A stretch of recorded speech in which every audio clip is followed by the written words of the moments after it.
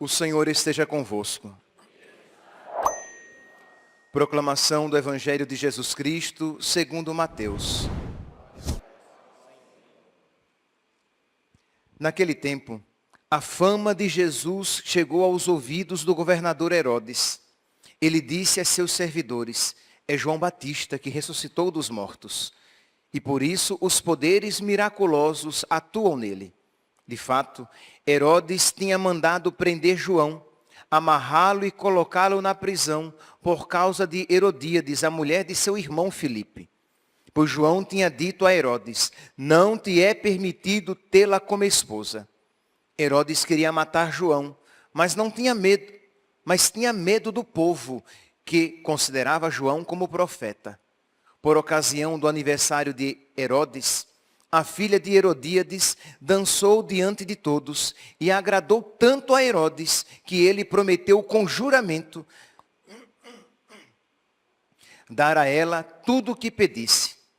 Instigada pela mãe, ela disse: dá-me aqui, num prato, a cabeça de João Batista. O rei ficou triste, mas por causa do juramento diante dos convidados, ordenou que atendessem o pedido dela. E mandou cortar a cabeça de João no cárcere. Depois, a cabeça foi trazida num prato, entregue à moça, e esta a levou para sua mãe. Os discípulos de João foram buscar o corpo e o enterraram. Depois, foram contar tudo a Jesus. Palavra da salvação.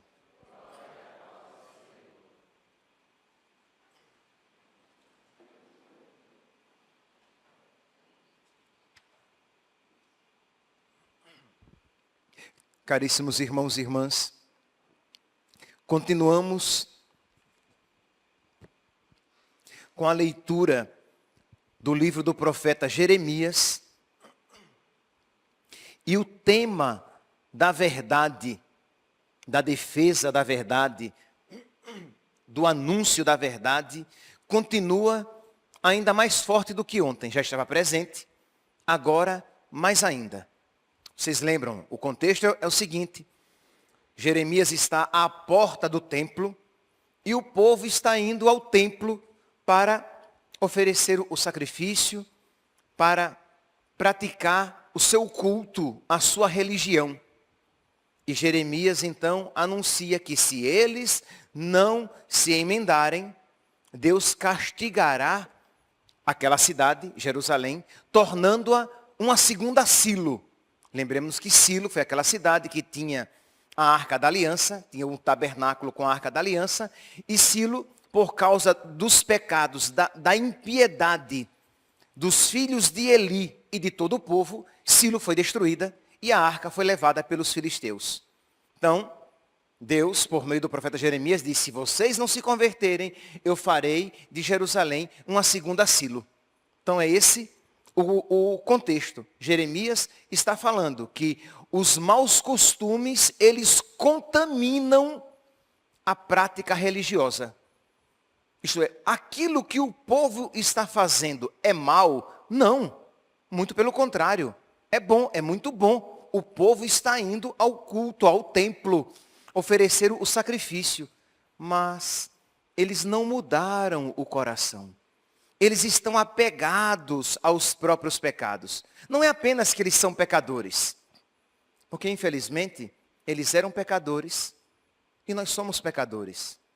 Mas eles eram apegados aos seus pecados ao ponto de não quererem a mudança de vida. E aquilo maculava, manchava a sua prática religiosa, que se tornava má, que se tornava desagradável a Deus. Perceberam, né, meus santos? Também as nossas práticas religiosas, os nossos atos de culto, os nossos atos religiosos, se não forem acompanhados por um desejo sincero de mudança de vida, um esforço sincero de combate aos pecados, eles se tornam desagradáveis a Deus e não nos salvarão. Perder-nos-emos com todas as nossas práticas religiosas. Com terço na mão, crucifixo no pescoço, escapulário no pescoço e quaresma de São Miguel. Se não estivermos dispostos a abandonar os nossos pecados e lutar contra as nossas más inclinações, as nossas práticas religiosas são vãs. Mas, se houver sincero esforço, Deus recompensará, porque Deus não se deixa vencer em generosidade. E aí sim, o seu tercinho na mão significa o seu amor a Nossa Senhora e o seu esforço diário a se configurar a ela, entendamos aqui, a se parecer com ela, a ter os mesmos sentimentos dela. Por quê? Porque ela teve mais do que todos nós os mesmos sentimentos de Cristo no seu coração. O nosso escapulário, a medalha de São Bento, vai significar o quê? O nosso ódio a Satanás, a nossa inimizade com Satanás e com todas as suas obras. A nossa quaresma de São Miguel vai significar de que nós somos soldados e que estamos lutando, talvez não tão valentemente quanto ele, mas na sua esteira, na sua escola, lutando contra Satanás e gritando: quem como Deus? Ninguém maior do que Deus, ninguém mais importante do que Deus. No centro da minha vida, Deus. Então tudo isso terá significado. Mas, voltemos aqui para o contexto de então, no tempo de Jeremias, a situação não era essa. E a ameaça divina era um apelo, era uma advertência e um apelo à conversão. Convertam-se e o castigo não virá. Mas o povo estava endurecido, de modo que, como não queria se converter, odiava aquela mensagem, dizendo que ela era mentirosa. Então voltemos aqui. Naqueles dias, os sacerdotes e profetas dirigiram-se aos chefes e a todo o povo, dizendo: este homem tem que morrer. Hoje, este homem foi julgado réu de morte, porque profetizou contra esta cidade. Mentira. Ele não profetizou contra a cidade. Ele profetizou contra o povo mau. Se o povo não se abstivesse dos seus pecados, se o povo não renunciasse aos seus pecados, sim, o povo e a cidade seriam destruídos. Mas se o povo se desvencilhasse, abandonasse o seu pecado, o povo seria abençoado e a cidade elevada, preservada, santificada. Mas é assim, né? Quando existe uma má vontade, e isso, meus santos, eu estou dizendo a respeito de todos nós, inclusive de mim, tá? Quando existe uma má vontade no nosso coração, nós selecionamos aquilo que queremos ouvir. Isso tanto vale com as pessoas, como vale também para com Deus. Então você seleciona aquilo que você quer ouvir, aquilo que você quer entender. Mas não era isso que Jeremias estava falando. E Jeremias então repete. Disse Jeremias aos dignatários e a todo o povo: o Senhor incumbiu-me de profetizar para esta casa e para esta cidade. Então primeiro, ele toma posse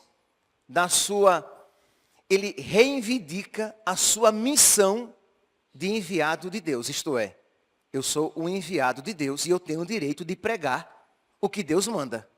É interessante, né, que hoje em dia também querem tirar a mensagem da boca dos sacerdotes, né? Também não querem mais que nós, nem sequer nas igrejas, preguemos mais o evangelho, que se tornou discurso de ódio, se tornou um discurso opressor das minorias, um discurso acusador das pessoas, e que não se deve pregar. Não se deve nem mais falar a palavra aborto, porque isso é ofensivo. Não se deve mais falar a respeito dos pecados contra a castidade, principalmente se forem os pecados de homossexualidade. Por quê? Porque daqui a pouco é crime, vai ser preso. E Jeremias disse: eu sou um enviado de Deus. Eu sou um arauto de Deus, eu sou um servo de Deus, e eu vou pregar aquilo que Deus está mandando, mesmo que vocês não gostem. Então, primeiramente, ele puxa para si essa dignidade de enviado de Deus. Então ele diz, o Senhor incumbiu-me de profetizar para esta casa e para esta cidade, através de todas as palavras que ouvistes. Agora, portanto, tratai de emendar a vossa vida e as vossas obras. Isto é, mudem de vida, mudem de obras, que não haverá castigo. Agora, pois, tratai de emendar a vossa vida e as obras. Ouvi a voz do Senhor vosso Deus, que ele voltará atrás da decisão que tomou contra vós. Isto é, Deus vai se arrepender do mal, do castigo que ele tinha prometido. Não vai acontecer se vós emendardes as vossas vidas. Eu estou aqui em vossas mãos. Fazei de mim o que vos parecer conveniente e justo, mas ficai sabendo que se me derdes a morte, tereis derramado sangue inocente contra vós mesmos e contra esta cidade e seus habitantes, pois em verdade o Senhor enviou-me a vós. De novo, o Senhor me enviou a vós. Eu não estou aqui por conta própria, não. Esta palavra não é minha, não. Eu não gerei esta palavra na minha mente e a pronunciei simplesmente pela minha boca. Essa palavra foi gerada por Deus. Ele me deu esta palavra para que eu a anuncie. Pois em verdade o Senhor enviou-me a vós para falar tudo isso a vossos ouvidos. Então Jeremias aqui, ele, por amor à verdade, mesmo sabendo que a morte poderia lhe ser sentenciada, ele a repete, porque ele é um enviado de Deus. Meus irmãos, nós estamos nos preparando para a nossa vigília, né? Nós iremos rezar pelos sacerdotes, pela conversão e pela santificação dos sacerdotes. Que maravilha! Quando os sacerdotes, eles reconhecem esta verdade a respeito de si. Eles são arautos de Deus. Eles são ministros de Deus. Eles são presença de Deus. Eles são até, por graça, um outro Deus, porque um outro Cristo. Então, que maravilha quando o sacerdote, então, sabendo-se quem é, não está disposto em negar em nada a sua dignidade e a sua missão de servo, de ministro, de arauto de Deus e proclama a verdade. É claro que isso se aplica a todos nós. Isto é, todos nós temos o direito e o dever de anunciar a palavra de Deus, mesmo que à custa da própria vida, à custa do próprio conforto, à custa da própria segurança. Às vezes perdemos amigos, às vezes somos mal vistos, às vezes somos causa de chacota, quando nós insistimos em pregar, em falar a verdade do Evangelho, aquela verdade crida, sabida e pregada há mais de 2000 anos e que se tornou démodé, fora de moda. Não. Então, que alegria quando os católicos se vestem como católicos, se comportam como católicos, frequentam lugares dignos de católicos, assistem e somente assistem aquilo que é devido e adequado a católicos, porque cada um sabe o que é. Eu sou filho de Deus, eu sou herdeiro do céu, eu sou templo do Espírito Santo, eu sou membro da igreja, eu sou herdeiro do céu. Mas que maravilha quando além do povo de Deus, isso está fortemente presente nos sacerdotes. E além de tudo isso que o povo de Deus é, o sacerdote sabe que ele é uma presença da autoridade e da bênção de Deus. E ele anuncia esta verdade com destemor, com coragem, com parresia, mesmo sabendo que alguns males, que algumas perdas podem lhe acontecer. Então rezemos. Durante esta semana, vários pontos foram dados, foram apresentados, para que vocês supliquem para os sacerdotes essas graças. Nós precisamos sair desta vigília de oração pelos sacerdotes, munindo, guarnecendo os sacerdotes de várias armas. A espada da palavra, para que eles sejam, para que nós sejamos afiados na palavra. para que nós sejamos eficazes na palavra. Mas é claro, para que a palavra seja afiada na boca do sacerdote, não basta apenas que ele tenha alguma ciência, que ele tenha coragem de anunciá-la, mas que ele tenha uma vida reta. Porque lembra que a má vida, ela macula, ela mancha a prática religiosa. A má vida, ela tira a autoridade, ela compromete a autoridade do sacerdote e tira dele a alegria do ministério. Isto é, ele nem tem a autoridade e a eficácia no seu ministério, de modo particular aqui pegando a palavra, ele nem tem mais aquela autoridade que os santos têm e nem tem a alegria. Tudo é motivo de tristeza, desânimo, desalento, porque ele não mais experimenta a alegria dos santos de sofrer por causa de Cristo, de sofrer em Cristo, de estender e continuar os sofrimentos de Cristo no seu próprio corpo a Ele consagrado e oferecido. Então vamos alcançar com as nossas orações a espada, o escudo, a couraça, o capacete, os dons do Espírito Santo, a pureza necessária. Vamos alcançar todas as graças para os sacerdotes, por quê? Porque nós sabemos que depois, que maravilha, tudo isso vai reverberar a nosso favor. Que quanto mais santos forem os sacerdotes, mais instrumentos de santificação eles serão. Então vamos lá. Pedir a Deus a graça de os sacerdotes amarem a verdade mais do que tudo, porque Deus é a verdade. A sua palavra é verdadeira. Então que nós sacerdotes amemos a verdade acima de tudo, como a amou São João Batista. Sim, o evangelho de hoje é uma continuação da mesma ideia que nós vimos em Jeremias. Jeremias, que é sentenciado de morte, que a sua morte é querida e planejada.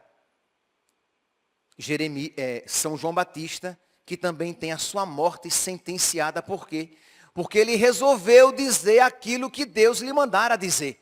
E ele disse, versículo 4, Mateus capítulo 14, versículo 4, não te é permitido tê-la como esposa.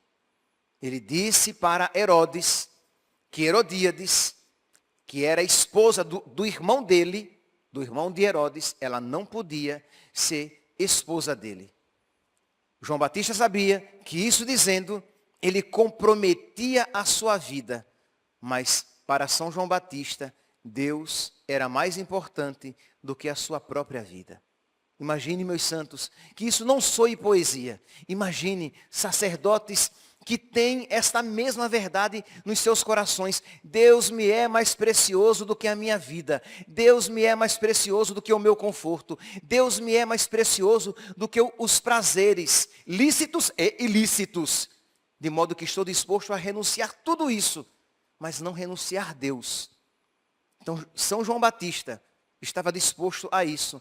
E isso pregou Herodes, que amava mais, Herodes covarde, que amava mais a sua fama do que a verdade, desejou e depois sentenciou João Batista à morte. Herodíades, que não suportava aquela verdade, ela planejou, arquitetou a morte de João Batista. E João Batista, por amor à verdade, sacrificou a sua própria vida.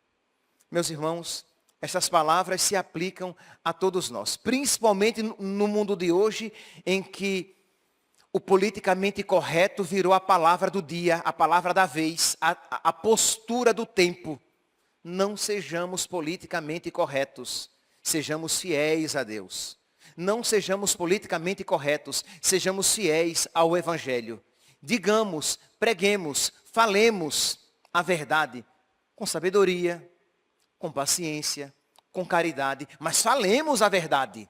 Não nos calemos, porque quando nós nos omitimos, quando nós nos acovardamos, os maus se enchem de coragem e propagam os seus erros, simplesmente porque aqueles que creem em Deus não mais têm a coragem de pregar a verdade, a palavra de Deus.